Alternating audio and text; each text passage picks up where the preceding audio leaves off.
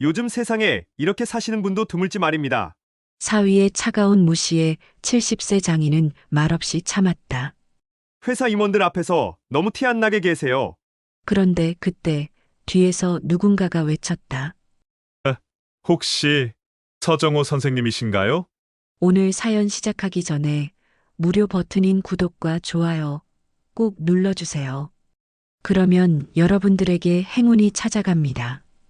서울 외곽의 낡은 골목길, 그곳에는 세월의 흔적이 고스란히 남아있는 오래된 단독주택이 하나 있었습니다.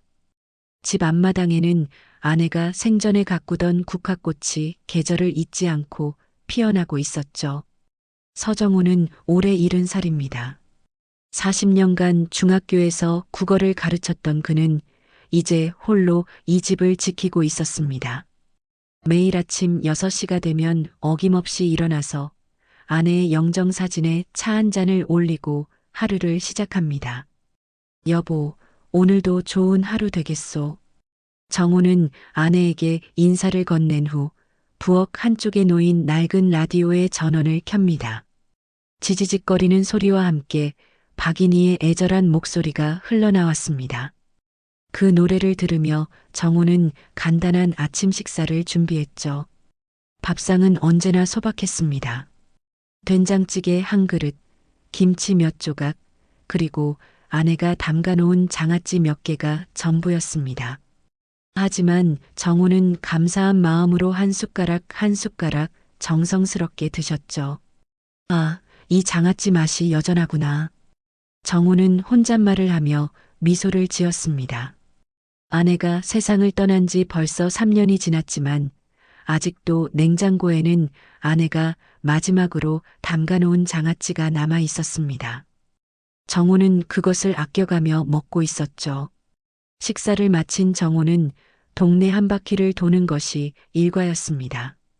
골목 어귀에 김할머니와 인사를 나누고 슈퍼마켓 앞에서 바둑을 두는 동네 어른들과 담소를 나누었습니다. 이런 소소한 일상이 정호에게는 큰 위로가 되었습니다. 서 선생, 오늘도 일찍 나오셨네요. 네, 김할머니. 요즘 날씨가 참 좋지 않습니까? 단풍도 곱게 들고 말입니다. 그렇죠.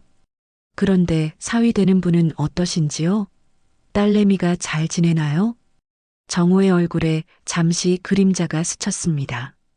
외동딸 미정이는 35살의 김도훈이라는 남자와 결혼했습니다.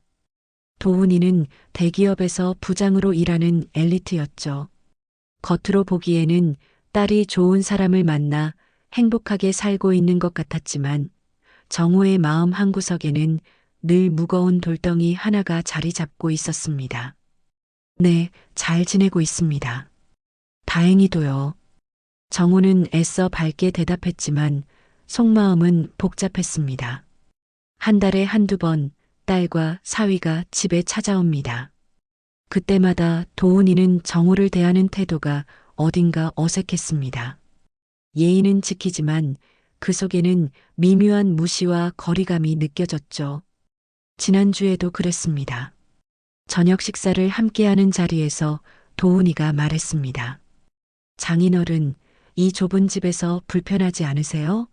요즘 세상에 이렇게 사시는 분도 드물지 말입니다. 저희가 아파트 하나 얻어드릴까요? 그 말을 들은 미정이가 얼른 말을 막았습니다. 여보, 아빠는 이 집이 좋으시다고 하잖아. 그래도 말이야, 미정아. 이 동네도 그렇고 집도 너무 낡았어. 정호는 속으로 생각했습니다. 저 녀석, 사람의 가치를 돈으로만 재는구나. 하지만 딸이 행복하다면 참아야지. 정호는 평생을 검소하게 살아왔습니다. 교사 월급으로는 넉넉하지 않았지만 딸 하나만큼은 제대로 키우고 교육시켰죠. 미정이가 좋은 대학을 나와 대기업에 취직할 수 있었던 것도 정호의 피와 땀이 있었기 때문입니다. 미정이가 어릴 때 정호는 과외비를 벌기 위해 방과 후에도 다른 학교에서 보충 수업을 했습니다. 주말에는 학원에서 강의를 하기도 했죠. 아내도 동네에서 반찬 가게를 도우며 가게의 보탬이 되려고 노력했습니다. 아빠, 저 피아노 배우고 싶어요. 그래, 우리 미정이 피아노 배우자. 아빠가 돈 벌어서 꼭 배워주마. 정호는 딸의 작은 소원 하나라도 들어주려고 애썼습니다. 때로는 점심을 굶어가면서라도 딸의 교육비를 마련했죠. 그렇게 키운 딸이 지금은 훌륭한 여성으로 성장해서 좋은 남편을 만났는데 정작 그 남편이 정호를 인정해주지 않는 것 같아 마음이 아팠습니다. 하지만 사위는 그런 정호의 노고를 이해하지 못하는 것 같았습니다. 아니, 이해하려고 하지 않는 것 같았죠. 정호는 그런 사위가 답답했지만 딸을 위해서 참고 또 참았습니다. 오후가 되면 정호는 동네 장터에 나갔습니다. 별로 살 것도 없었지만 사람들과 이야기를 나누는 것이 외로움을 달래는 방법이었죠. 채소 가게 앞에서 아주머니들과 이런저런 이야기를 나누고 때로는 젊은 상인들의 고민을 들어주기도 했습니다. 선생님, 요즘 장사가 너무 안 되네요. 어떻게 해야 할까요? 인내가 필요합니다. 힘든 시기는 지나가게 마련이니까요. 우리나라 경제도 어려운 시절이 있었지만 결국 다시 일어섰지 않습니까? 그렇긴 하지만 집세도 밀리고 있어서요. 그럴 때일수록 마음을 다잡고 최선을 다해야 합니다. 손님들에게 더 친절하게 대하고 물건도 더 신선하게 관리하세요. 진정성은 통하는 법입니다. 정호는 늘 따뜻한 조언을 건넸습니다. 40년간 학생들을 가르친 경험에서 우러나오는 지혜였죠. 젊은 상인들은 정호의 말을 귀 기울여 들었습니다. 장터에서 만나는 사람들은 정호를 진심으로 존경했습니다. 학교에서 은퇴한 후에도 동네 아이들의 숙제를 봐주고 어려운 집 아이들에게는 무료로 공부를 가르쳐 주기도 했거든요. 선생님 덕분에 우리 아들이 고등학교에 합격했어요. 정말 감사합니다. 천만에요. 아이가 열심히 한 덕분이죠. 정호는 항상 겸손했습니다. 자신이 한 일을 자랑하거나 내세우지 않았죠. 그저 묵묵히 자신의 역할을 다할 뿐이었습니다. 해가 지고 집으로 돌아오는 길, 정호는 다시 한번 아내를 그리워했습니다. 아내가 살아있었다면 이런 외로움도 사위에 대한 서운함도 함께 나눌 수 있었을 텐데요. 여보, 오늘도 무사히 하루를 마쳤소. 내일도 건강하게 지낼 수 있도록 도와주시오. 정호는 아내의 영정사진 앞에서 하루를 마무리하는 인사를 올렸습니다. 그리고 작은 방에 앉아 차 한 잔을 마시며 라디오에서 흘러나오는 옛 가요를 들었습니다. 창문 너머로 보이는 달빛이 유난히 밝았던 그날 밤이었습니다. 일주일 후 평소와 다름없던 정호의 일상에 작은 변화가 찾아왔습니다. 딸 미정이가 전화를 걸어온 것이었죠. 아빠, 다음 주 토요일에 시간 되세요? 왜 그러니? 무슨 일이라도 있나? 도훈 씨 회사에서 창립 30주년 기념식을 한대요. 가족들도 초대받았거든요.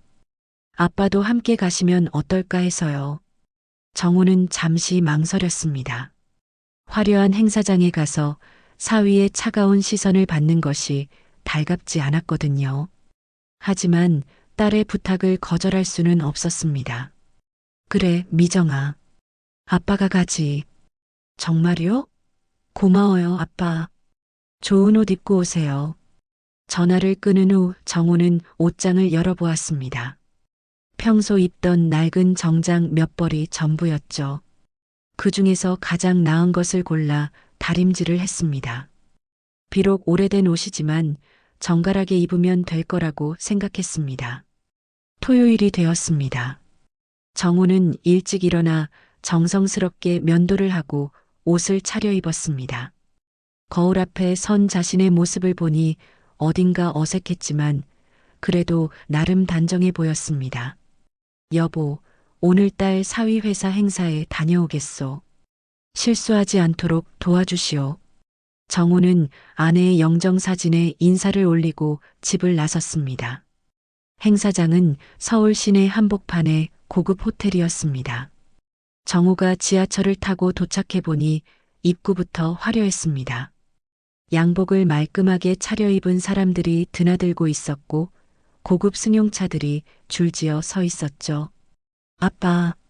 멀리서 미정이가 손을 흔들며 다가왔습니다. 예쁜 드레스를 입은 딸의 모습에 정호는 마음이 뿌듯했습니다. 우리 미정이 참 예쁘구나. 아빠도 멋지세요. 도훈이는 안쪽에서 손님들 맞이하고 있어요. 미정이의 안내로 정호는 행사장 안으로 들어갔습니다. 웅장한 샹들리에가 걸린 홀 안에는 수백 명의 사람들이 모여 있었습니다. 모두들 화려한 옷차림에 품격 있는 모습이었죠. 정호는 자신이 여기에 어울리지 않는다는 생각이 들어 움츠러들었습니다. 하지만 딸을 위해 당당하게 행동하려고 애썼죠. 장인어른 오셨군요. 도훈이가 다가와 인사를 했습니다. 하지만 그의 표정에는 어딘가 어색함이 묻어났습니다. 그래, 축하하네. 회사에서 이런 뜻깊은 행사를 하는군. 감사합니다. 그런데 아버님 굳이 여기까지 오시지 않으셔도 됐는데요. 도훈이의 말에 정호는 당황했습니다. 분명 딸이 함께 오자고 했는데 사위는 마치 자신이 온 것을 부담스러워하는 것 같았습니다. 미정이가 오라고 해서 아, 그렇군요. 어쨌든 오셨으니 편히 계세요. 다만 회사 임원들 앞에서는 너무 티 안 나게 계시면 좋겠어요. 정호는 가슴이 답답해졌습니다. 티 안 나게라는 말이 무엇을 의미하는지 알 수 있었거든요.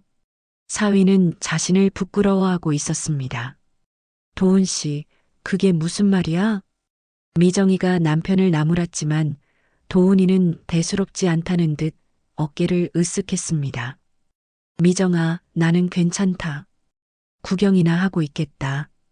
정호는 애써 웃으며 말했습니다. 하지만 속마음은 무너져 내리고 있었죠. 행사가 시작되었습니다. 화려한 무대에서 회사의 역사를 소개하는 영상이 상영되었고 임원들의 축사가 이어졌습니다. 정호는 구석진 자리에 앉아 조용히 지켜보고 있었습니다.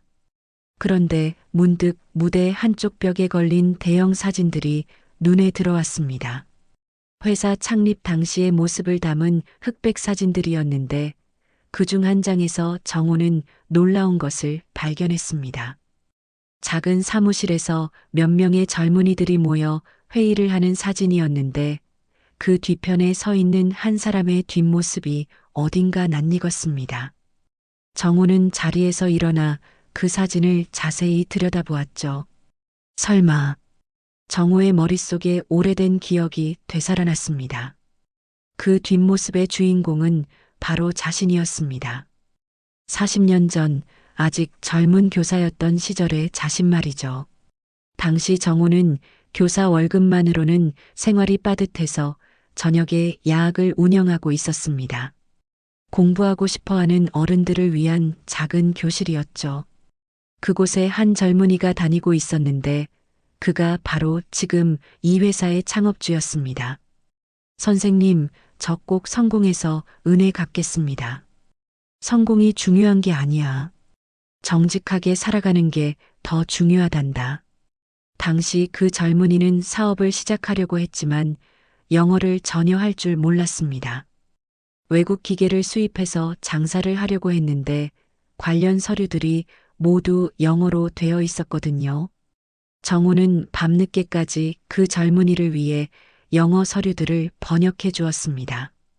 계약서부터 기술 매뉴얼까지 하나하나 정성스럽게 한국어로 옮겨 주었죠. 선생님, 정말 감사합니다. 이 은혜 평생 잊지 않겠습니다. 천만에. 자네가 성공하는 모습을 보는 것만으로도 충분하네. 그뿐만 아니라 그 젊은이가 사업 자금을 대출받을 때 정호는 보증인까지 서주었습니다. 당시로서는 큰 결심이 필요한 일이었죠. 교사 월급쟁이가 거액의 보증을 선다는 것은 위험한 일이었거든요. 하지만 정호는 그 젊은이의 성실함과 의지를 믿었습니다. 그리고 실제로 그는 정호의 믿음을 저버리지 않았죠. 작은 사업이 점점 커져서 지금의 대기업이 된 것입니다. 혹시 서정호 선생님이신가요? 갑자기 뒤에서 누군가가 정호를 부르는 소리가 들렸습니다. 정호가 돌아보니 머리가 하얗게 센 노신사가 서 있었습니다. 네, 그런데. 아, 정말 선생님이시군요. 저는 이 회사 고문으로 있는 박상진입니다. 회장님께서 늘 찾으시던 분이에요. 정호는 깜짝 놀랐습니다. 자신을 기억하고 있는 사람이 있다는 것이 신기했거든요. 회장님이 늘 말씀하시거든요. 자신이 오늘이 있기까지 가장 큰 은인이 서정호 선생님이라고요. 그런데 연락처를 잃어버려서 찾지 못하고 계셨어요. 바로 그때였습니다. 도훈이가 다가와서 박상진 고문과 정호의 대화를 듣게 된 것은 말이죠. 도훈이의 얼굴에는 당황스러운 표정이 스쳐갔습니다. 박상진 고문의 말을 들은 도훈이는 얼굴이 굳어졌습니다. 하지만 곧 억지로 웃음을 지으며 끼어들었죠. 고문님, 무슨 말씀을 하고 계신 건가요? 저분은 그냥 제 장인어른인데요. 아, 그러시군요. 하지만 틀림없이 서정호 선생님이 맞습니다. 회장님께서 늘 찾으시던 바로 그분이에요. 박상진 고문은 확신에 찬 목소리로 말했습니다. 그리고 정호를 자세히 들여다보며 고개를 끄덕였죠. 선생님, 혹시 80년대에 야학을 운영하신 적이 있으시죠? 그때 우리 회장님이 다니셨던. 정호는 천천히 고개를 끄덕였습니다. 이제 더 이상 숨길 이유가 없었거든요. 네, 맞습니다. 그때 이진수라는 젊은이가 있었는데 바로 그분입니다. 이진수, 지금의 우리 회장님이죠. 박상진 고문은 흥분해서 말했습니다. 그런데 도훈이의 표정은 점점 더 어두워졌습니다. 자신이 그토록 무시했던 장인어른이 회사 창업주의 은인이라는 사실을 받아들이기 어려웠거든요. 하지만 그런 중요한 분이라면 왜 지금까지? 도훈이가 중얼거리자 정호는 조용히 대답했습니다. 남을 돕고 생색내는 건 교사가 할 일이 아니거든요. 그 말을 들은 박상진 고문은 더욱 감동했습니다. 역시 선생님다운 말씀입니다. 회장님께서 늘 말씀하시거든요. 선생님께서 가르쳐 주신 것은 공부만이 아니라 인생이었다고요. 정호의 기억이 더욱 선명해졌습니다. 그때 이진수는 가난한 집안의 막내 아들이었습니다. 낮에는 공장에서 일하고 밤에는 야학에서 공부하는 성실한 청년이었죠. 밤 9시가 되면 야학 교실에는 하루 종일 일에 지친 어른들이 모여들었습니다. 공장 노동자, 건설 현장 일꾼, 식당 종업원들이 배움에 대한 갈증으로 책상 앞에 앉았죠. 그 중에서도 이진수는 특히 열심이었습니다. 선생님, 저는 꼭 성공해서 가난을 벗어나고 싶어요. 성공이 무엇인지 잘 생각해 보게. 돈을 많이 버는 것만이 성공은 아니야. 그럼 무엇이 진짜 성공인가요? 다른 사람들에게 도움이 되는 사람이 되는 것이지. 많은 사람들에게 일자리를 주고 사회에 기여하는 것 말이야. 정호는 이진수에게 영어뿐만 아니라 인생의 철학도 가르쳤습니다. 매일 밤 2시간씩 일주일에 5번 정호는 무료로 야학을 운영했습니다. 교사 월급만으로는 넉넉하지 않았지만 배우고 싶어하는 사람들을 외면할 수 없었거든요. 진수야, 영어 단어를 외울 때는 단순히 암기만 하지 말고 문장으로 만들어서 써보게. 네, 선생님. 그런데 이 단어는 어떻게 사용하는 건가요? 실제 상황을 상상해 보면서 연습해야 해. 나중에 외국 사람들과 거래할 때 도움이 될 거야. 정호는 진수의 목표를 알고 있었습니다. 외국 기계를 수입해서 판매하는 사업을 하고 싶어 했거든요. 그래서 더욱 실용적인 영어를 가르쳐 주었죠. 몇 달 후, 이진수는 정말로 사업을 시작했습니다. 하지만 첫 번째 시련이 찾아왔습니다. 외국 회사와의 계약서가 모두 영어로 되어 있어서 이해할 수 없었던 것이죠. 선생님, 이 계약서가 무슨 말인지 모르겠어요. 도와주시겠어요? 물론이지. 같이 한 줄 한 줄 살펴보자꾸나. 정호는 자신의 집 작은 방에서 이진수와 함께 밤늦게까지 계약서를 번역했습니다. 단순히 언어를 옮기는 것이 아니라 각 조항의 의미와 숨겨진 함정까지 설명해 주었죠. 여기 이 조항은 특히 조심해야 해. 분쟁이 생겼을 때 불리할 수 있거든. 어떤 부분이 위험한 건가요? 여기서 말하는 품질 기준이 애매하게 되어 있어. 나중에 문제가 될 수 있으니 더 구체적으로 명시하도록 요청해봐. 정호는 40년간 교사 생활을 하면서 익힌 꼼꼼함으로 계약서의 모든 부분을 검토해 주었습니다. 그리고 이진수가 불리한 조건으로 계약하지 않도록 조언해 주었죠. 정말 감사합니다, 선생님. 어떻게 이런 은혜를 갚아야 할지. 갚을 것 없네. 자네가 정직하게 사업해서 성공하는 모습을 보여주면 그것으로 충분해. 그렇게 몇 번의 거래를 성공적으로 마친 이진수는 사업을 확장하려고 했습니다. 하지만 더 큰 문제가 기다리고 있었죠. 사업 자금이 부족했던 것입니다. 선생님, 은행에서 대출을 받으려고 하는데 담보가 부족해서 어려움을 겪고 있습니다. 얼마나 필요한가? 3천만 원 정도인데 보증인이 있어야 한다고 합니다. 당시 3천만 원은 정호의 연봉보다 많은 거액이었습니다. 교사 월급쟁이에게는 상상하기 어려운 큰돈이었죠. 하지만 정호는 망설이지 않았습니다. 내가 보증 서줄게. 네. 하지만 선생님, 너무 위험하시지 않을까요? 만약 제가 실패하면 자네를 믿으니까 하는 일이야. 자네는 꼭 성공할 사람이거든. 정호는 이진수와 함께 은행에 갔습니다. 대출 서류에 보증인으로 서명을 할 때 은행 직원이 걱정스럽게 말했죠.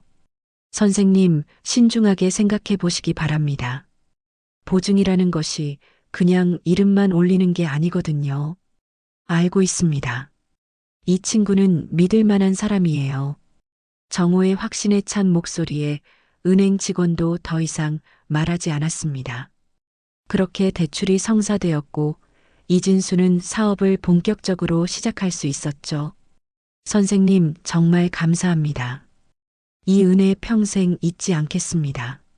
고맙다는 말 말고 훌륭한 사업가가 되어 많은 사람들에게 도움이 되는 사람이 되게. 네, 선생님. 꼭 그렇게 되겠습니다. 그리고 이진수는 정말로 그 약속을 지켰습니다. 작은 사업이 점점 커져서 지금은 수천 명의 직원을 거느린 대기업이 된 것이죠. 박상진 고문이 계속해서 말했습니다. 회장님께서 늘 말씀하시거든요. 자신이 오늘이 있기까지는 서정호 선생님의 가르침이 있었기 때문이라고요. 단순히 돈을 빌려주신 것이 아니라 인생의 나침반을 주셨다고 하십니다. 도훈이는 이 모든 이야기를 듣고 있었지만 여전히 믿기 어려워했습니다. 자신이 그토록 하찮게 여겼던 장인어른이 이런 대단한 과거를 가지고 있다는 것을 받아들이기 힘들었거든요. 그런데 선생님께서는 왜 그동안 연락을 안 하고 계셨나요? 박상진 고문의 질문에 정호는 담담하게 대답했습니다. 연락할 이유가 없었거든요. 이진수가 성공한 것은 그 자신의 노력 덕분이지 제가 한 일은 별것 아니었으니까요. 아니에요, 선생님. 회장님께서 늘 그러세요. 선생님께서 가르쳐 주신 정직함과 성실함이 있었기에 어려운 시기를 견딜 수 있었다고요. 그때 미정이가 아버지 곁으로 다가왔습니다. 아버지에 대해 전혀 몰랐던 이야기를 듣고 있던 중이었죠. 아빠, 정말이에요? 그런 일이 있었던 거예요? 응, 미정아. 하지만 별일 아니야. 정호는 여전히 담담했습니다. 하지만 미정이의 눈에는 새로운 아버지의 모습이 보였습니다. 미정이는 아버지를 바라보며 눈물이 글썽했습니다. 평생 검소하게 살아온 아버지가 이런 놀라운 과거를 가지고 있었다는 사실에 가슴이 벅차올랐거든요. 아빠, 왜 그동안 한 번도 말씀해 주시지 않으셨어요? 별일 아니었으니까 말할 필요가 없었지. 그리고 남을 도운 일을 자랑하는 건 교사가 할 일이 아니거든. 정호의 담담한 대답에 박상진 고문은 더욱 감탄했습니다. 하지만 도훈이는 여전히 이 상황을 받아들이기 어려워했죠. 그런데 정말 그런 일이 있었다면 왜 회장님께서 연락을 안 하신 건가요? 도훈이의 질문에 박상진 고문이 대답했습니다. 그게 참 안타까운 일인데요. 회장님께서 사업이 궤도에 오른 후에 선생님께 감사 인사를 드리려고 했는데 연락처를 분실하신 거예요. 그때 이사도 여러 번 하시고 해서 그래서 그동안 찾지 못하고 계셨군요. 미정이가 말하자 박상진 고문이 고개를 끄덕였습니다. 네, 그렇습니다. 회장님께서 얼마나 안타까워 하시는지 몰라요. 매년 스승의 날이 되면 꼭 말씀하시거든요. 자신의 은인을 찾지 못하는 것이 평생의 한이라고요. 그때 행사장 무대에서 사회자의 음성이 들려왔습니다. 이제 우리 회사 창립주이신 이진수 회장님의 기념사를 듣겠습니다. 모든 사람들의 시선이 무대로 향했습니다. 머리가 하얗게 센 이진수 회장이 천천히 무대로 올라갔죠. 정호는 그 모습을 보며 감회가 새로웠습니다. 40년 전 야학에서 만났던 그 젊은이가 이제는 수많은 사람들에게 존경받는 기업인이 되어 있었거든요. 존경하는 임직원 여러분, 그리고 오늘 이 자리에 함께해 주신 모든 분들께 감사드립니다. 이진수 회장의 목소리는 여전히 정호가 기억하는 그 성실한 청년의 모습이 묻어났습니다. 30년 전 저는 아무것도 가진 것 없는 가난한 청년이었습니다. 꿈은 컸지만 현실은 막막했죠. 그때 저에게 희망을 주신 분이 계십니다. 이진수 회장은 잠시 말을 멈추고 객석을 둘러보았습니다. 그분은 저에게 단순히 지식만 가르쳐 주신 것이 아닙니다. 인생의 가치와 올바른 길이 무엇인지 보여주셨죠. 그분이 없었다면 오늘의 저는 존재하지 않았을 것입니다. 객석에 있던 사람들은 모두 조용히 회장의 말에 귀를 기울였습니다. 도훈이도 긴장한 표정으로 듣고 있었죠. 그분의 이름은 서정호 선생님입니다. 제가 평생 찾아뵙고 싶었던 은인이십니다. 이진수 회장의 말에 객석이 술렁였습니다. 박상진 고문이 정호의 팔을 살짝 잡으며 말했습니다. 선생님, 회장님께서 선생님을 찾고 계세요. 올라가 보시지 않으시겠어요? 하지만 정호는 고개를 저었습니다. 아니에요. 괜찮습니다. 저는 그냥 여기서 듣고 있을게요. 정호는 자신이 주목받는 것을 원하지 않았습니다. 하지만 박상진 고문은 포기하지 않았죠. 선생님, 회장님께서 얼마나 선생님을 그리워하시는지 아시잖아요. 이런 기회를 놓치시면 안 됩니다. 그때 도훈이가 끼어들었습니다. 장인어른, 정말 그 선생님이 맞으시다면 올라가 보시는 게 어떨까요? 도훈이의 목소리에는 미묘한 변화가 있었습니다. 여전히 확신하지 못하고 있었지만 상황의 심각성은 인식하고 있었거든요. 이진수 회장은 계속해서 말했습니다. 선생님께서는 제가 영어를 배울 수 있도록 밤늦게까지 가르쳐 주셨습니다. 그리고 제가 사업을 시작할 때 필요한 모든 서류를 번역해 주셨죠. 무엇보다 제가 은행에서 대출을 받을 수 있도록 보증까지 서주셨습니다. 객석의 사람들이 탄성을 질렀습니다. 창업 초기에 이런 감동적인 이야기를 처음 듣는 사람들이 많았거든요. 그때 선생님께서 하신 말씀을 지금도 기억합니다. 정직하게 사업하고 많은 사람들에게 도움이 되는 사람이 되라고 하셨죠. 그 가르침이 오늘의 저를 만들었습니다. 정우는 그때의 기억이 생생히 떠올랐습니다. 이진수가 아직 어린 청년이었을 때 정우는 그에게 사업의 기본 정신에 대해 자주 이야기했었죠. 이진수야, 사업에서 가장 중요한 것은 신뢰야. 작은 이익을 위해 거짓말을 하면 결국 더 큰 손해를 보게 돼. 네, 선생님. 그런데 때로는 경쟁이 너무 치열해서 그럴 때일수록 원칙을 지켜야 해. 정직한 사업가가 결국 오래 살아남는 법이야. 정호의 가르침은 단순한 도덕적 훈계가 아니었습니다. 실제 사업 경험에서 우러나온 지혜였죠. 비록 교사였지만 정호는 평생 여러 사람들의 상담을 들어주면서 사업의 성공과 실패 사례들을 많이 봐왔거든요. 이진수 회장이 다시 말했습니다. 만약 서정호 선생님께서 이 자리에 계시다면 꼭 한 말씀 드리고 싶습니다. 선생님의 가르침 덕분에 저는 지금까지 정직하게 사업할 수 있었고 많은 직원들과 그 가족들을 책임질 수 있었습니다. 객석의 박수 소리가 터져 나왔습니다. 그때 박상진 고문이 일어섰습니다. 회장님, 서정호 선생님께서 오늘 이 자리에 계십니다. 순간 객석이 조용해졌습니다. 이진수 회장의 눈이 휘둥그레졌죠. 정말입니까? 어디에 계신가요? 박상진 고문이 정호를 가리키자 모든 사람들의 시선이 정호에게 집중되었습니다. 정호는 당황해서 자리에서 일어나려고 했지만 주변 사람들의 시선 때문에 움직일 수 없었죠. 이진수 회장은 무대에서 내려와 정호에게 달려왔습니다. 40년 만에 만나는 은인의 모습에 눈물이 글썽했죠. 선생님, 정말 선생님이십니까? 진수야, 참 많이 늙었구나. 정호도 감격했습니다. 그토록 아끼던 제자가 이렇게 훌륭하게 성장한 모습을 보니 가슴이 벅차올랐거든요. 도훈이는 이 모든 상황을 바라보며 얼굴이 창백해졌습니다.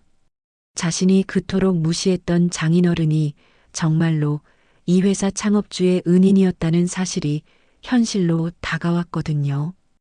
이진수 회장은 정호의 손을 두 손으로 꼭 잡으며 눈물을 흘렸습니다. 선생님, 정말 오랜만입니다. 그동안 얼마나 찾고 싶었는지 몰라요.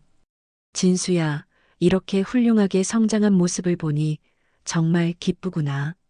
두 사람의 재회 장면을 본 객석의 사람들은 모두 감동받았습니다. 하지만 도훈이만은 다른 생각에 빠져 있었죠. 지금까지 자신이 장인어른을 대했던 태도가 떠올라 얼굴이 화끈거렸습니다. 선생님, 무대로 올라가셔서 한 말씀 해주시겠어요?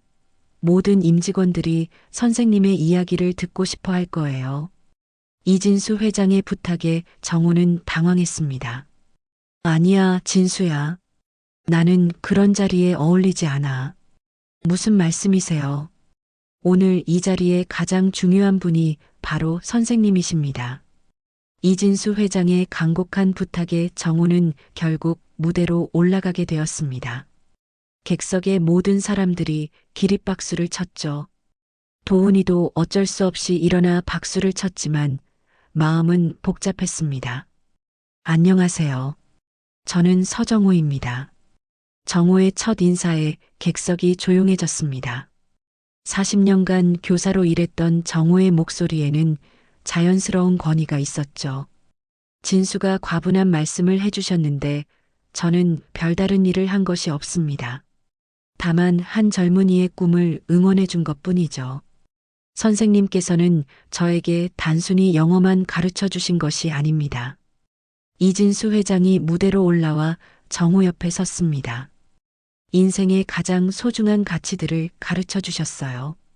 정직함, 성실함, 그리고 다른 사람을 배려하는 마음을 말입니다. 이진수 회장은 객석을 향해 말했습니다. 여러분, 제가 오늘까지 회사를 경영하면서 가장 중요하게 생각해온 원칙이 무엇인지 아시나요? 바로 신뢰입니다. 그 신뢰의 중요성을 가르쳐 주신 분이 바로 서정호 선생님이십니다. 객석에서 또다시 박수가 터져 나왔습니다. 정호는 조금 부끄러워하며 말했습니다. 저는 그저 교사로서 당연한 일을 했을 뿐입니다. 진수가 성공한 것은 전적으로 그 자신의 노력 덕분이에요. 아닙니다, 선생님. 이진수 회장이 단호하게 말했습니다. 선생님께서 제게 보증을 서주셨을 때를 기억하세요. 그때 제가 얼마나 절망적이었는지 아시잖아요. 그때의 기억이 생생히 떠올랐습니다. 이진수가 은행 대출을 받으려고 했지만 보증인을 구하지 못해서 발을 동동 구르고 있었을 때였죠. 선생님, 정말 죄송합니다. 제가 보증인을 구하지 못해서 대출이 안 됩니다. 얼마가 필요한가? 3천만 원인데. 너무 큰 금액이라 아무도 보증을 서려고 하지 않아요. 당시 3천만 원은 정말 큰 돈이었습니다. 정호의 연봉보다도 많은 금액이었거든요. 하지만 정호는 망설이지 않았죠. 내가 보증 서줄게. 선생님, 정말 괜찮으신가요? 만약 제가 실패하면 자네를 믿으니까 하는 일이야. 그 믿음이 얼마나 큰 용기였는지 이진수는 지금도 잊을 수 없었습니다. 선생님께서 저를 믿어주셨기에 첫 사업을 시작할 수 있었습니다. 그리고 그 믿음에 보답하기 위해 더욱 열심히 일했어요. 이진수 회장은 객석을 향해 계속 말했습니다. 하지만 더 중요한 것은 선생님께서 가르쳐 주신 가치관이었습니다. 돈을 벌되 정직하게 벌어야 한다는 것, 성공했을 때 그것을 혼자만 누리지 말고 다른 사람들과 나누어야 한다는 것을 배웠거든요. 정호는 그때의 대화를 기억했습니다. 진수야, 사업이 잘 되면 직원들을 잘 챙겨주게. 네, 선생님. 당연히 그래야죠. 그리고 사회에도 환원하는 마음을 잊지 말고. 어떻게 하면 될까요? 내가 받은 도움을 다른 사람들에게도 베풀어주는 거야. 어려운 사람들을 도와주고 젊은이들에게 기회를 주는 일 말이야. 이진수는 정호의 그 가르침을 평생 실천해 왔습니다. 그래서 저희 회사는 매년 장학금을 지급하고 있습니다. 가난하지만 공부하고 싶어 하는 학생들을 돕기 위해서죠. 객석에서 감탄의 목소리가 들려왔습니다. 그리고 퇴직하신 교사분들을 모셔서 무료 교육 프로그램도 운영하고 있어요. 모든 것이 선생님께서 보여주신 모범 때문입니다. 정호는 이진수가 이렇게까지 자신의 가르침을 실천하고 있다는 사실에 감동받았습니다. 그때 객석에서 한 임원이 일어나 질문했습니다. 회장님, 그럼 선생님께서는 회사의 은인이신 거네요. 그런데 왜 지금까지 연락을 못하고 계셨던 건가요? 이진수 회장이 대답했습니다. 그게 제 평생의 한입니다. 사업이 어느 정도 안정된 후에 선생님께 감사 인사를 드리려고 했는데 연락처를 분실해버린 거예요. 정말 안타까운 일이었네요. 네, 그래서 매년 스승의 날마다 신문에 찾는 광고도 내보고 여러 방법으로 수소문을 했지만 찾지 못했습니다. 정호는 그런 사실을 전혀 모르고 있었습니다. 진수야, 그럴 필요 없었는데. 나는 그냥 평범하게 살고 있었어. 선생님, 평범하다고 말씀하시지만 선생님께서 하신 일은 결코 평범하지 않습니다. 이진수 회장은 정호의 손을 꼭 잡으며 말했습니다. 선생님께서 저에게 주신 것은 돈이 아니라 꿈이었어요. 그리고 그 꿈을 이룰 수 있는 올바른 방법을 가르쳐 주셨죠. 객석의 사람들은 모두 감동받아 눈물을 흘렸습니다. 하지만 도훈이만은 다른 생각에 빠져 있었죠. 자신이 지금까지 장인어른을 어떻게 대했는지 떠올리니 부끄러움이 밀려왔습니다. 좁은 집에서 산다고, 가난하다고, 시대에 뒤떨어진다고 무시했던 모든 말들이 가슴을 찔렀습니다. 그런데 그 장인어른이 바로 자신이 다니는 회사 창업주의 은인이었다니. 도훈이는 머리가 하얗게 되는 것 같았습니다. 행사가 끝난 후 이진수 회장은 정우를 별실로 모셨습니다. 40년 만에 재회를 제대로 나누고 싶었거든요. 선생님, 정말 오랜만입니다. 그동안 어떻게 지내셨어요? 그냥 평범하게 살았지. 교사로 정년퇴직하고 이제는 혼자 지내고 있어. 혼자라고 하시니? 아내가 몇 년 전에 세상을 떠났거든. 이진수 회장의 얼굴에 안타까운 표정이 스쳤습니다. 그렇게 힘드셨는데 왜 연락을 안 하셨어요? 뭘 위해서? 너는 이미 훌륭하게 잘 살고 있는데. 정우의 말에 이진수 회장은 고개를 저었습니다. 선생님, 제가 지금까지 성공할 수 있었던 것은 선생님 덕분입니다. 이제라도 선생님께 제대로 감사 인사를 드리고 싶어요. 별실에서 이진수 회장과 정우가 따뜻한 재회를 나누고 있을 때 도훈이는 밖에서 초조하게 기다리고 있었습니다. 미정이가 남편의 창백한 얼굴을 보며 걱정스럽게 물었죠. 여보, 괜찮아? 얼굴이 너무 안 좋아 보여. 미정아, 나는 정말 큰 실수를 했어. 도훈이의 목소리에는 깊은 후회가 묻어났습니다. 지금까지 자신이 장인어른에게 했던 모든 말과 행동들이 머릿속을 맴돌았거든요. 무슨 말이야? 장인어른께 내가 얼마나 무례했는지 몰라. 좁은 집에서 산다고, 시골 교사 출신이라고.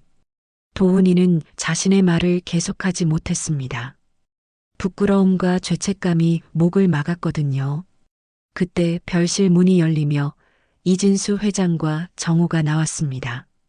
이진수 회장의 얼굴에는 깊은 감동이 서려 있었고 정우는 여전히 담담한 표정이었죠. 도훈 부장님. 이진수 회장이 도훈이를 불렀습니다. 도훈이는 긴장한 채로 다가갔죠. 네, 회장님. 정말 훌륭한 장인어른을 두셨군요. 부럽습니다. 이진수 회장의 말에 도훈이는 고개를 들 수 없었습니다. 자신이 그 훌륭한 장인어른을 얼마나 함부로 대했는지 생각하니 땅에라도 숨고 싶었거든요. 회장님, 저는 그런데 한 가지 부탁이 있습니다. 이진수 회장이 도훈이의 말을 자르며 말했습니다. 선생님께서 병원에 입원하신 적이 있다고 하시는데 혹시 어디가 불편하신 건 아닌가요? 정우가 대답했습니다. 아니야, 진수야. 그냥 가벼운 검사였어. 나이가 들다 보니 몸이 예전 같지 않을 뿐이야. 그래도 걱정됩니다.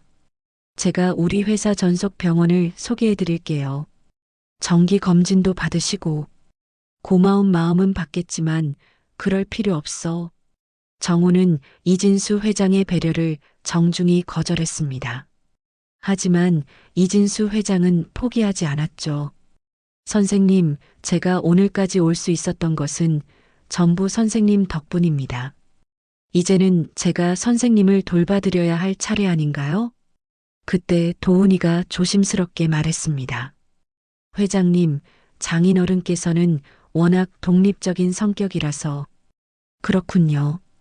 이진수 회장이 고개를 끄덕였습니다. 그리고 잠시 생각한 후 말했습니다.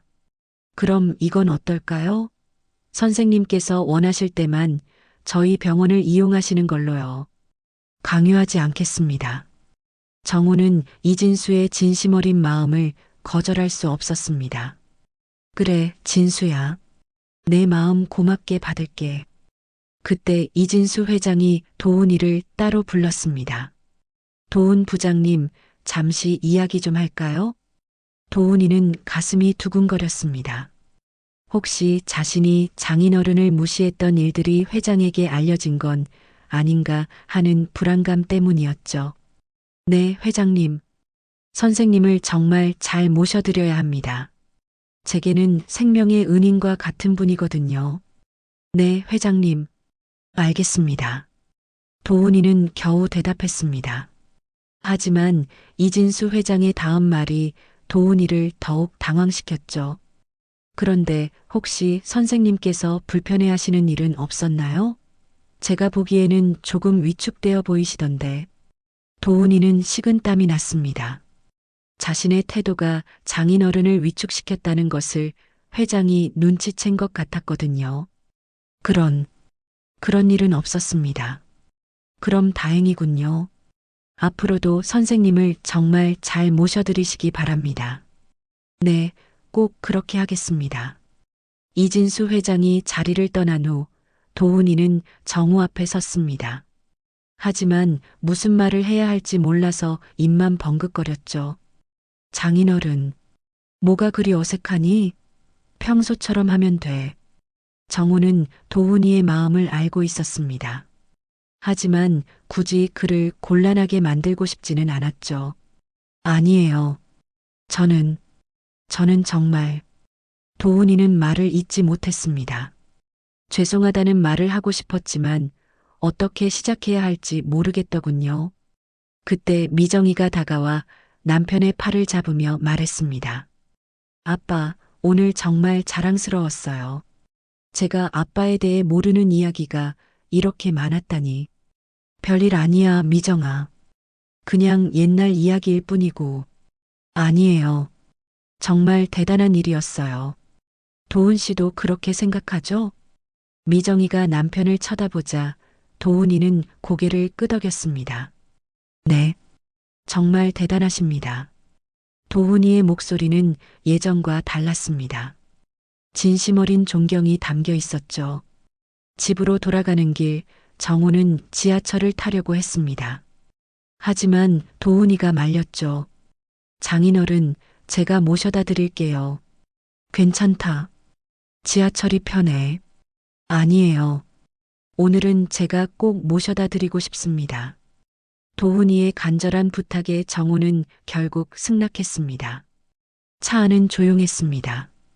도훈이는 여러 번 입을 열려고 했지만 번번이 주저했죠. 정우는 그런 도훈이의 마음을 알았지만 굳이 먼저 말을 꺼내지는 않았습니다. 정우의 집 앞에 도착했을 때 도훈이가 마침내 입을 열었습니다. 장인어른, 저는 정말... 도훈아. 정우가 도훈이의 말을 가로막았습니다. 사람은 누구나 실수할 수 있어. 중요한 건 그 실수를 인정하고 고치려는 마음이지. 장인어른, 너도 미정이를 사랑하고 가정을 지키려는 마음은 진실하잖니? 그것만으로도 충분해. 정우의 따뜻한 말에 도훈이는 눈물이 나올 뻔했습니다. 앞으로는 잘해보자. 네. 정말 죄송합니다. 그리고 감사합니다. 도훈이는 깊게 허리를 숙여 인사했습니다. 이번에는 진심이 담긴 인사였죠. 정우는 집으로 들어가면서 생각했습니다. 오늘 하루가 정말 기이한 하루였다고 말이죠. 40년 만에 옛 제자를 만나고 사위와의 관계도 새로운 국면을 맞게 되었으니까요. 아내의 영정사진 앞에 앉은 정우는 조용히 말했습니다. 여보, 오늘 정말 신기한 일이 있었소. 진수를 다시 만났어요. 그리고 우리 사위도 조금 달라진 것 같고. 일주일 후 정우는 평소와 같은 일상을 보내고 있었습니다. 하지만 무언가 달라진 게 있었죠.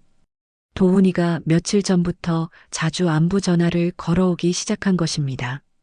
장인어른, 안녕하세요. 몸은 괜찮으신지요? 응, 괜찮다. 너는 회사 일이 바쁠 텐데 왜 이렇게 자주 전화를 하니? 그냥 안부가 궁금해서요.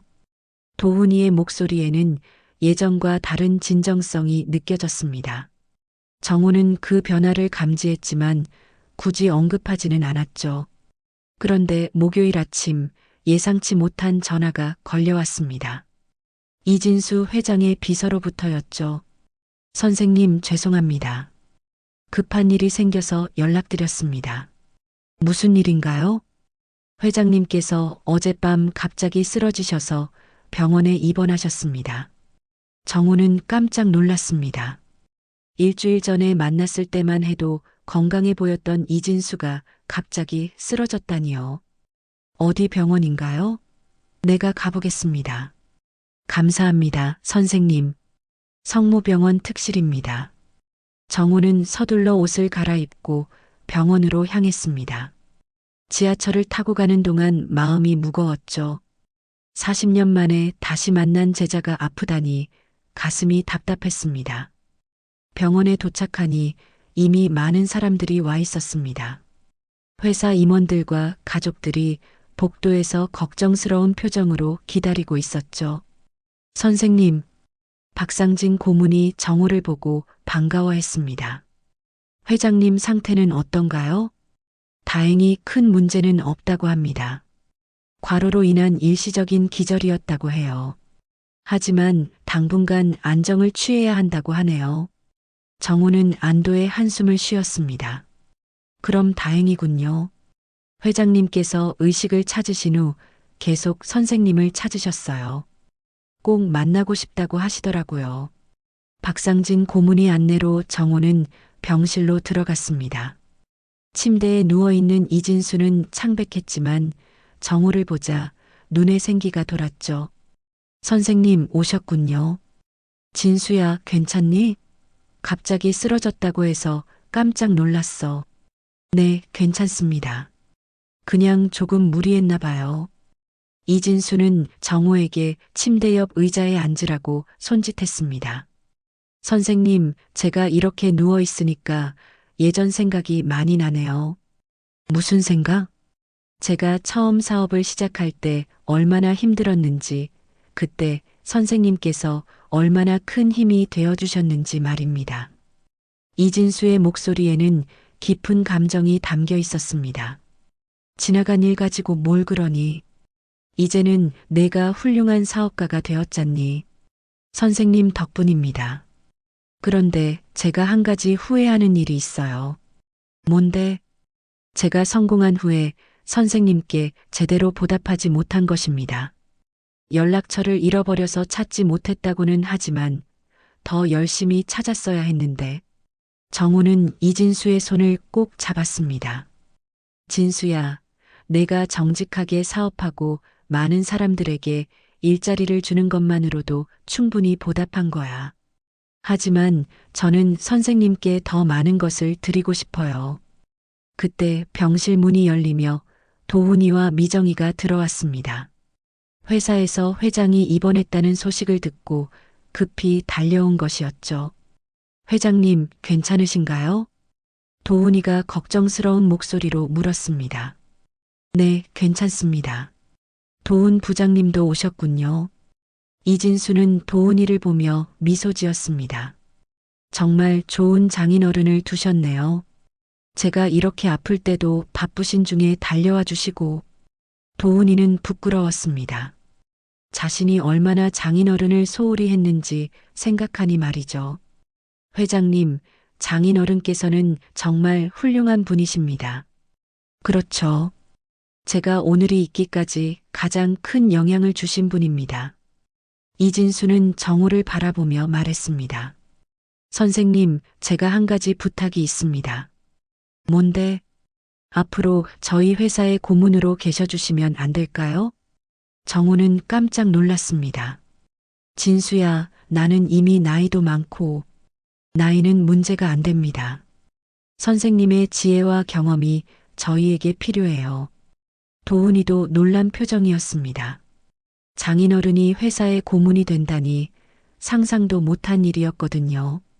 하지만 진수야, 나는 사업에 대해서는 잘 몰라. 사업 지식보다 더 중요한 것을 가지고 계시잖아요. 바로 인생의 지혜입니다. 이진수의 진심 어린 부탁에 정우는 고민에 빠졌습니다. 좀 더 생각해 볼게. 네, 선생님. 충분히 생각해 보세요. 하지만 정말 저희에게 필요한 분이라는 것만은 알아주세요. 그때 의사가 들어와 면회 시간이 끝났다고 알려주었습니다. 정우는 이진수의 손을 꼭 잡으며 말했습니다. 진수야, 몸 관리 잘하고 건강이 가장 중요해. 네, 선생님. 고문직거는 꼭 좋은 대답 부탁드려요. 병원을 나오는 길에 도훈이가 조심스럽게 말했습니다. 장인어른, 회장님 제안을 어떻게 생각하세요? 글쎄, 내가 무슨 도움이 될까 싶어서. 저는 정말 좋은 기회라고 생각해요. 장인어른 같은 분이 계시면 회사에도 도움이 될 거고. 도훈이의 말에는 진심이 담겨 있었습니다. 예전 같으면 장인어른이 회사에 관여하는 것을 부담스러워했을 텐데, 이제는 오히려 자랑스러워하고 있었죠. 도훈이가 그렇게 생각한다면 좀 더 생각해보마. 네, 장인어른. 하지만 저는 정말 좋을 것 같아요. 집으로 돌아가는 길에 정호는 생각이 많았습니다. 갑작스럽게 찾아온 이 기회를 어떻게 받아들여야 할지 고민이었거든요. 아내의 영정사진 앞에 앉은 정호는 조용히 말했습니다. 여보, 진수가 저를 회사 고문으로 와달라고 하네요. 어떻게 생각하세요? 이 나이에 새로운 일을 시작하는 게 맞을까요? 사진 속 아내는 여전히 따뜻한 미소를 짓고 있었습니다. 정호는 그 미소를 보며 마음속 깊은 곳에서 답을 찾고 있었죠. 사흘 후 정호는 마침내 결정을 내렸습니다. 이진수의 제안을 받아들이기로 한 것이었죠. 오랜 고민 끝에 내린 결정이었습니다. 진수야, 고문직 제안 감사하게 받아들이겠어. 전화 너머로 이진수의 기쁨이 전해졌습니다. 정말요, 선생님? 감사합니다. 정말 감사합니다. 대신 조건이 있어. 나는 형식적인 고문이 아니라 정말 도움이 되는 일을 하고 싶어. 당연하죠, 선생님. 저희가 진심으로 선생님의 지혜가 필요합니다. 한 달 후, 정호는 회사에서 첫 고문 회의에 참석했습니다. 깨끗하게 다림질한 정장을 입은 정호의 모습은 당당했습니다. 더 이상 위축되지 않았죠. 회의실에는 주요 임원들이 모여 있었습니다. 도훈이도 그 자리에 있었는데 이제는 장인어른을 바라보는 시선이 완전히 달라져 있었습니다. 오늘부터 서정호 선생님께서 저희 회사 고문으로 함께 하시게 되었습니다. 이진수 회장의 소개에 모든 임원들이 박수를 쳤습니다. 선생님, 한 말씀 부탁드립니다. 안녕하세요. 서정호입니다. 정호는 40년간 교단에서 다져진 노련함으로 말을 시작했습니다. 저는 사업 전문가는 아닙니다. 하지만 오랜 세월 사람들을 가르치면서 느낀 것이 있다면 가장 중요한 것은 신뢰와 성실함이라는 점입니다. 임원들은 정호의 말에 집중했습니다. 이 회사가 여기까지 성장할 수 있었던 것도 바로 그런 가치들을 지켜왔기 때문이라고 생각합니다. 앞으로도 그 길을 함께 걸어가겠습니다. 선생님, 구체적으로 어떤 역할을 해주시면 될까요? 한 임원이 질문했습니다. 저는 주로 사람과 관련된 문제들을 도와드리고 싶습니다. 직원들의 고민 상담이나 갈등 해결, 그리고 회사의 큰 방향을 정할 때 조언을 드리는 역할 말이죠. 정말 좋은 생각입니다. 요즘 직원들 사이에 소통 문제가 좀 있거든요. 그렇다면 제가 도울 수 있는 부분이 있을 것 같네요. 회의가 끝난 후 도훈이가 정호에게 다가왔습니다. 장인어른 정말 멋있으셨어요. 임원들 모두 감동받았을 거예요. 과찬이야. 그런데 도훈아, 이제 회사에서는 고모님이라고 부르는 게 어떨까? 정호의 배려 어린 말에 도훈이는 고개를 저었습니다. 아니에요, 장인어른. 저에게는 언제나 존경하는 장인어른이세요. 도훈이의 진심 어린 말에 정호는 흐뭇하게 미소 지었습니다. 시간이 흘러 정호는 회사에서 없어서는 안 될 존재가 되었습니다. 매주 화요일과 목요일에는 젊은 직원들을 위한 상담 시간을 가졌고 중요한 결정을 내릴 때는 조언자 역할을 했죠. 선생님, 저는 요즘 너무 힘들어요. 업무 스트레스 때문에 잠도 못 자겠어요. 한 젊은 직원이 정호에게 고민을 털어놓았습니다. 어떤 일이 가장 힘드니? 상사와의 관계가 어려워요. 아무리 열심히 해도 인정받지 못하는 것 같아서. 그런 일은 누구에게나 있지.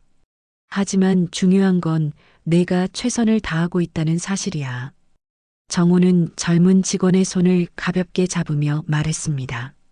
상사도 사람이야. 시간이 지나면 내 진심을 알아볼 거야. 지금은 힘들겠지만 포기하지 말고. 정말 그럴까요? 그럼. 내가 40년간 사람들을 봐왔는데 진심은 반드시 통하더라고. 그런 정호의 따뜻한 조언에 많은 직원들이 위로를 받았습니다. 회사 분위기도 점점 좋아졌죠. 어느 날 회사에서 어려운 상황이 발생했습니다. 거래처와의 계약에서 분쟁이 생긴 것이었죠. 상대방이 불합리한 요구를 하고 있었지만 계약 해지를 하면 회사에 큰 손해가 예상되는 상황이었습니다. 어떻게 하죠, 회장님? 법적으로는 저희가 유리하지만 현실적으로는. 임원들이 고민에 빠져 있을 때 정호가 조용히 말했습니다. 진수야, 한 가지 방법이 있어. 어떤 방법인가요, 선생님? 직접 만나서 이야기해 보는 거야. 법적 다툼보다는 진정성 있는 대화가 더 효과적일 수 있어. 하지만 상대방이 만나주지 않을 수도. 내가 함께 가겠어. 때로는 나이 든 사람의 중재가 도움이 될 때가 있거든. 결국 정호와 이진수는 함께 상대방 회사를 찾아갔습니다. 상대방 회사 회의실에서 만난 대표는 처음에는 경계심을 보였지만 정호의 진심 어린 말에 점점 마음을 열기 시작했습니다. 저희는 단순히 계약을 이행하자는 게 아닙니다. 서로 윈윈할 수 있는 방법을 찾고 싶어요. 정호의 중재로 양측은 서로의 입장을 이해하게 되었고 결국 합리적인 해결책을 찾아낼 수 있었습니다. 정말 감사합니다. 선생님 덕분에 좋은 결과를 얻었네요. 상대방 회사 대표가 정호에게 깊이 고개를 숙였습니다. 천만에요. 서로 이해하고 배려하다 보면 해결되지 않을 문제는 없어요. 그날 저녁 이진수는 정호와 함께 조용한 식당에서 식사를 했습니다. 선생님 정말 대단하세요. 어떻게 그런 지혜가 나오시는지. 별일 아니야, 진수야. 사람 사는 일이 다 비슷한 거거든. 선생님께서 저희 회사에 오신 후로 분위기가 정말 많이 좋아졌어요. 직원들도 선생님을 정말 좋아해요. 정호는 뿌듯했습니다. 이 나이에 새로운 역할을 맡아 사람들에게 도움이 되고 있다는 것이 기뻤거든요. 그런데 진수야, 한 가지 부탁이 있어. 무엇이든지 말씀하세요. 앞으로 젊은 직원들에게 더 많은 기회를 주면 어떨까? 교육 지원도 늘리고 승진 기회도 공정하게 주고 말이야. 좋은 생각이에요. 구체적인 계획을 세워보겠습니다. 그리고 어려운 가정 환경의 직원들을 위한 지원 프로그램도 만들어 보면 어떨까? 역시 선생님다운 생각이네요. 바로 추진해 보겠습니다. 한편 도훈이의 태도는 완전히 달라져 있었습니다. 이제는 장인어른을 진심으로 존경하고 있었죠. 주말마다 가족과 함께 정호의 집을 찾아가는 것이 일상이 되었습니다. 아빠, 오늘 회사에서 어떤 일이 있었어요? 미정이가 관심 있게 물었습니다. 이제는 아버지의 회사 생활이 자랑스러웠거든요. 별일 없었어. 그냥 젊은 친구들과 이야기 좀 나누고. 장인어른은 정말 겸손하세요. 오늘도 중요한 문제를 해결하셨는데. 도훈이가 대신 자랑스럽게 말했습니다. 그래, 우리 아빠가? 네, 정말 대단하세요. 저도 장인어른께 배울 점이 정말 많아요. 도훈아, 사람을 외모나 가진 것으로 평가하지 말게. 가장 큰 자산은 마음과 신뢰야. 정호는 자연스럽게 도훈이에게 인생의 지혜를 전해주었습니다. 네, 장인어른. 정말 그렇습니다. 제가 그동안 얼마나 어리석었는지 알겠어요. 저녁이 되어 정호는 혼자 아내의 영정사진 앞에 앉았습니다. 여보, 요즘 참 바쁘게 지내고 있어요. 진수 회사에서 일도 하고 사위와의 관계도 많이 좋아졌고 정우는 잠시 말을 멈추고 미소 지었습니다. 그런데 말이야, 가장 기쁜 건 제자들이 올바르게 성장한 모습을 보는 거예요. 진수도 그렇고 사위도 변하고 있고. 정우는 창문 밖을 바라보았습니다. 달빛이 유난히 밝은 밤이었죠. 가르침은 교실에서만 전해지는 게 아니었네요. 인생 자체가 제자들에게 남길 교훈이었어요. 정우의 목소리에는 깊은 만족감이 담겨 있었습니다. 이제 더 이상 외롭지 않았습니다. 새로운 역할과 의미 있는 관계들이 그의 삶을 채워주고 있었거든요. 오늘도 끝까지 함께 해주셔서 정말 감사합니다. 구독과 좋아요는 큰 힘이 됩니다. 여러분의 소중한 댓글 하나가 제게는 따뜻한 응원이자 큰 격려가 됩니다. 사연의 바람이었습니다. 감사합니다.